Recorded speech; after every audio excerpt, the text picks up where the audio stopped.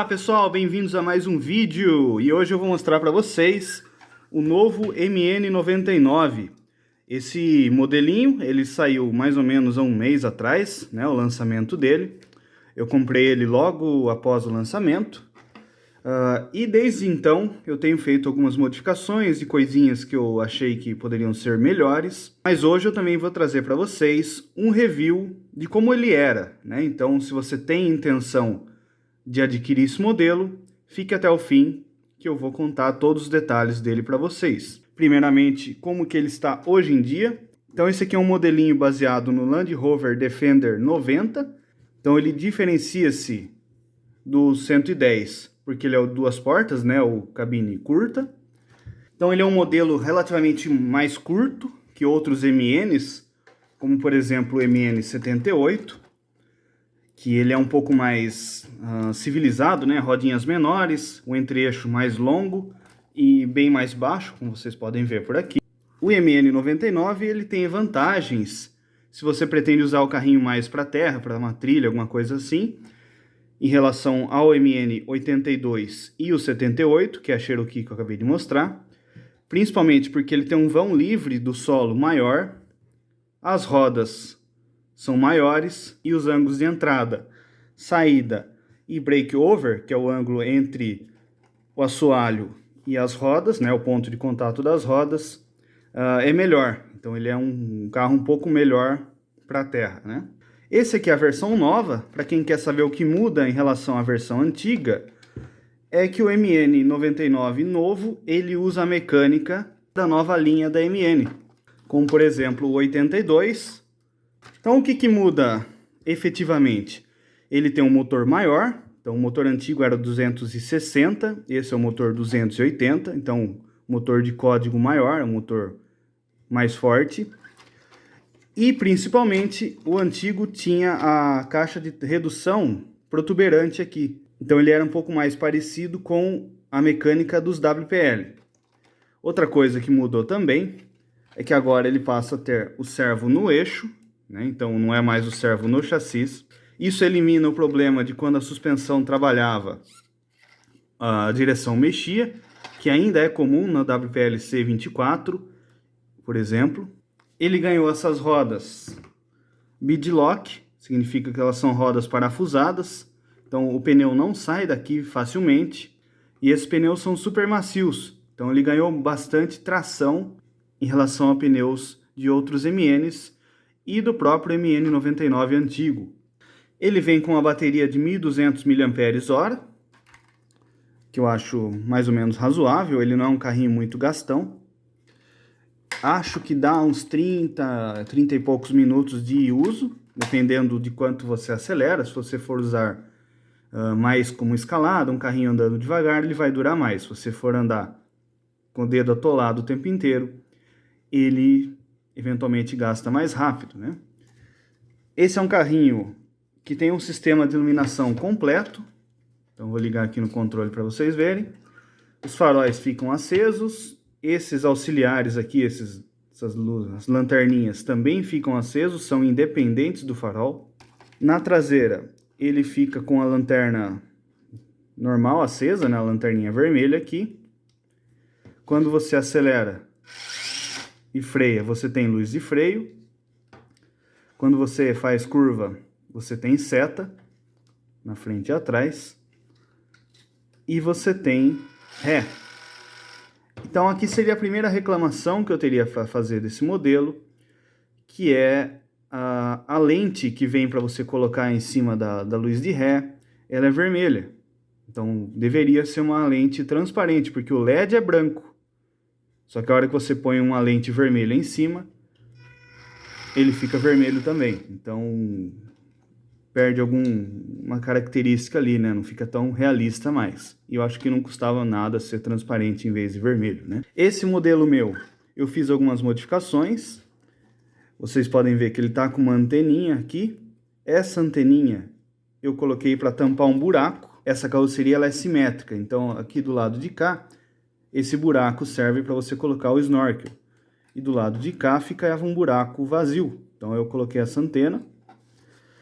Os espelhinhos que vem com ele são mais simples, uns espelhinhos de plástico com adesivo genérico colado ali. E eles são muito frágeis, né? Principalmente porque esse carrinho, quando ele vem original, ele é muito alto, então ele tende a capotar com uma certa facilidade. A primeira coisa que encosta no chão são os espelhos. Então, no primeiro uso meu que eu fiz com ele, o espelho original quebrou. Aí eu comprei esses outros, que além de ter um espelho de verdade, né? Então, não é um adesivo, eles também dobram, né? Então, quando o carro capota, ele dobra para dentro e acaba que não quebra. Então, isso já foi uma vantagem significativa.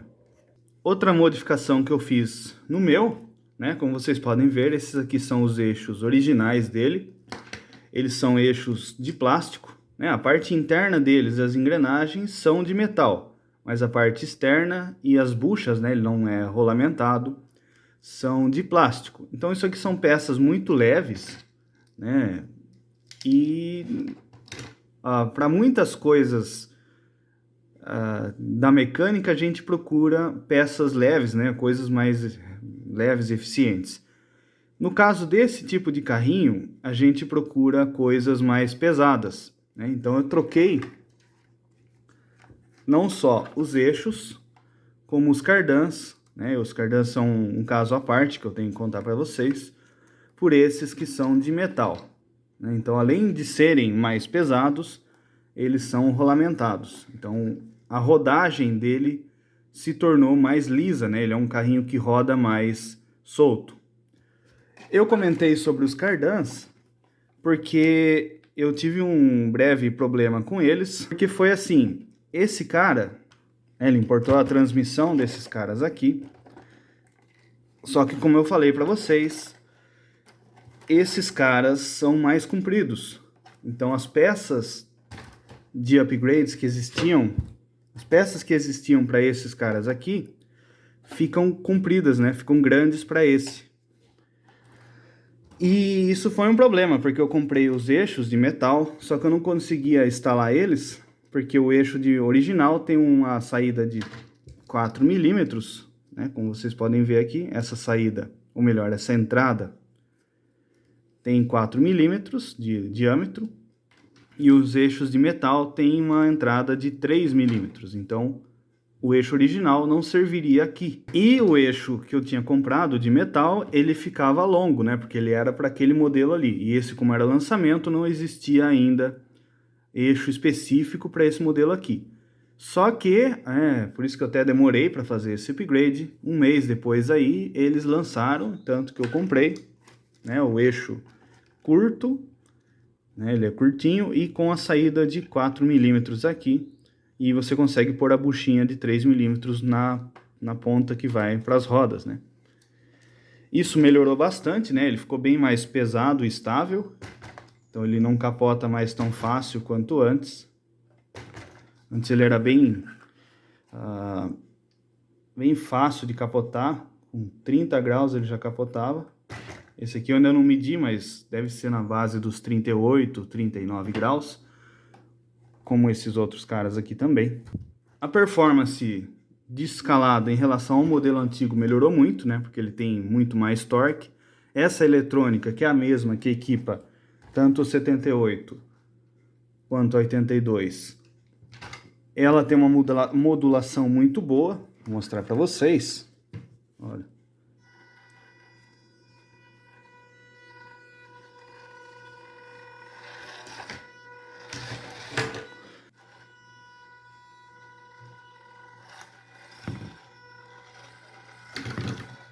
Aliado com os pneus macios, são uma melhora de performance significativa. Eu queria mostrar para vocês algumas funções desse controle, né, desse modelo. A parte da iluminação eu já mostrei para vocês, só que ele tem alguns detalhes que algumas pessoas às vezes não percebem. Vocês podem ver que ele tem esses botões em cima. Esse aqui é o trim, né, o alinhamento das rodas. Se ele estiver puxando para um lado ou para o outro, você compensa com esse botãozinho, né, giratório. Vocês podem ver que ele tem pelo menos mais 2 botões funcionais. Esses aqui são de enfeite para outras funções, né, usam o mesmo molde do controle. Esse primeiro botão, vocês podem ver que muda a sensibilidade do acelerador. Então é o modo crawler, né? Então ele se torna um pouco mais lento, um pouco mais sensível a partir da modulação.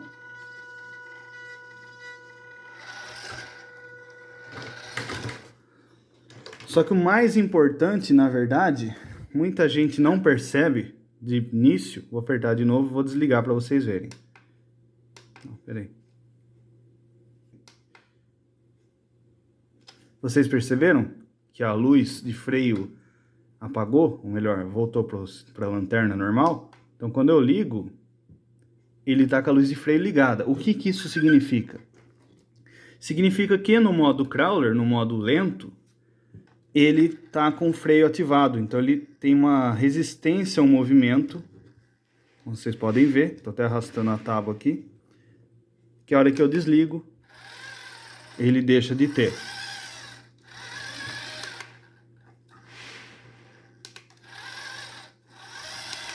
Não é todo mundo que percebe isso logo de cara, mas eu trago para vocês, né? Mostrando para vocês.